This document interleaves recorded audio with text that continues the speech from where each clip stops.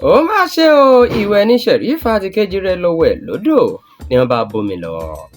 ọ̀dọ́mọdé méjì tí orúkọ wọn jẹ́ Abdullahi Sherif ọmọdún 15 àti Adekitan Rasheed tó jẹ́ ọmọ ọdún 13 ni wọ́n gbẹ́mìí mì nígbà tí wọ́n rì sínú odò tó ń ṣàn kọjá lágbègbè márùbọ̀ Apẹtẹ nílùú Ìbàdàn nípínlẹ̀ Ọ̀yọ́. àwọn ọkùnrin méjèèjì yìí ni ìròyìn gbọ́ pé wọ́n jẹ́ mọ̀lẹ́bí tí ilé àwọn òbí wọn kò sì jìnnà síra wọn lágbègbè Apẹtẹ.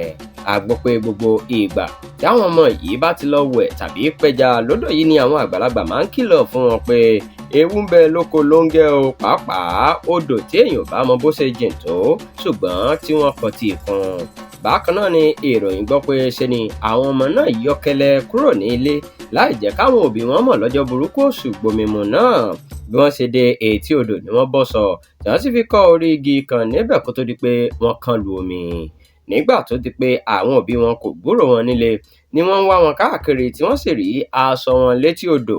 báyìí ni wọ́n lọ fi ìṣẹ̀lẹ̀ náà tó àwọn ọlọ́pàá agbègbè Apẹtẹ létí.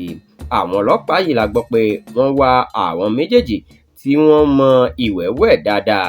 lẹ́yìn ọ̀pọ̀ wàhálà ni wọ́n rí òkú àwọn ọmọdékùnrin méjèèjì yìí nísàlẹ̀ odò.